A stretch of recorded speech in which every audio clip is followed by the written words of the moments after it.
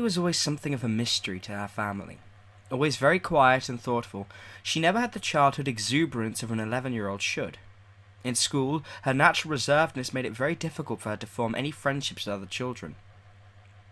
For the next couple of years, her parents thought it might be just a phase of natural shyness. But as the years went by, they started to worry about her social awkwardness. They tried enrolling her in different classes and getting her involved in sports. They sacrificed their time and precious savings doing what they could do to help her make friends. But she seemed happiest when she was alone, playing with her dolls. None of the other children wanted to play with her because they thought she was weird.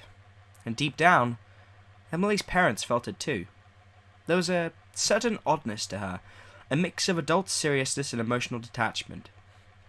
It didn't help that the few times that Emily spoke, it would be about events in the future, and they always seemed to come true. They first noticed it when Emily was 6 and was taken doll shopping. She paused outside the door of the doll store, and refused to walk in. When asked why, she replied, "It's hot, Mummy, and all the faces are melted." Within that hour, an electrical fault had sparked which burned down the premises. Emily knew when their pet dog would get hit by a car, and when they'd have to put him down. She knew that a neighbour's tree would fall and collapse on their home during a fierce storm. What worried her parents most, though, was how certain Emily was that she'd be dead before she was 12. It broke her parents' hearts to watch her playing alone with her dolls, as she would talk with them about how she won't be around, and not to worry because Mummy and Daddy would look after them. Sure enough, shortly before her 12th birthday, Emily suffered a brain aneurysm that she never recovered from. She was in a coma for several days before dying in hospital with her weeping parents at her bedside. It took several weeks for her parents to pull themselves back together enough to continue with their lives. When they entered Emily's room for the first time since her death, they noticed a handwritten note on the table for them. In Emily's large scrawl, it said simply, "Dear Mum and Dad, I love you. Thank you for everything. Love, Emily." Over the next few months, they found more notes hidden throughout the house. Each would be written on different scraps of paper, but always in her familiar blue scrawl.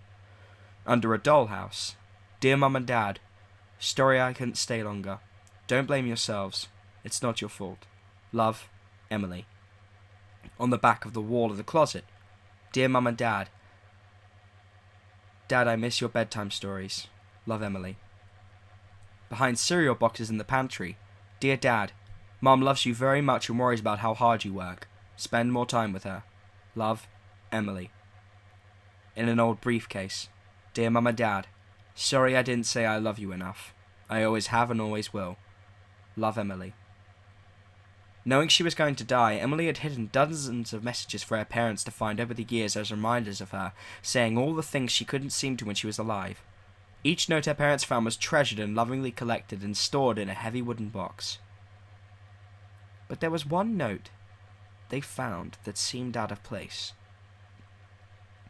While it seemed to be in her handwriting, unlike the others, it was unsigned and used a blood-red ink.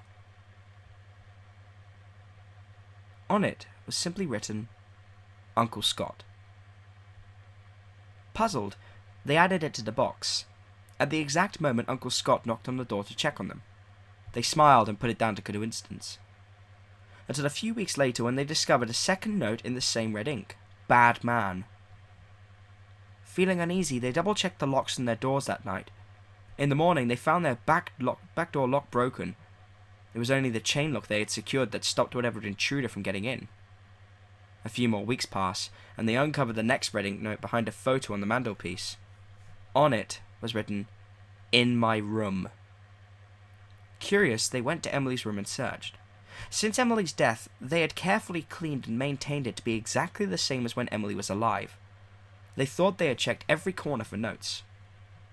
They checked again under the bed, and found one in red ink stuck to the mattress, behind closed doors. Curious, they closed Emily's bedroom door. Stuck to that door was a poster of puppies that Emily had liked when they first got their dog. The rattle from the door closing loosened and dropped the poster, revealing a chilling fifth note. "He will suffer." A wave of uneasiness hit Emily's parents, and they scrambled back out into the kitchen for a drink. At that moment, the doorbell rang, and Scott paid his regular visit. He asked why they seemed so rattled, and was told of the note behind the door. Scott asked to see it, and went into Emily's bedroom while her parents stood shaking in the kitchen. The door to Emily's room suddenly slammed shut with so much force the house shook. Scott's screams then filled the air, mixed with the sounds of crashing and banging. Emily's parents rushed to the room, but nothing they could do would open the door. The sound of Scott's screams became louder and more frightening, along with unearthly guttural noises like some wild beast was in there with him. After several minutes of trying to break into the room, everything suddenly became still. Only Scott's quiet wailing could be heard as the door opened normally. He was lying in a fetal position, rocking backwards and forwards whilst repeating, "I'm sorry. I'm sorry. I'm sorry." Scott would never speak of what happened in that room, but he later confessed to having sexually abused Emily since she was 5. He had threatened to keep her quiet, and Emily became withdrawn as a result. He was arrested and imprisoned for his reprehensible acts. On the day he was sentenced, Emily's parents opened their box of letters to remember what Scott had deprived them of. It was then they noticed that all the red-inked letters were torn from the same complete sheet of paper.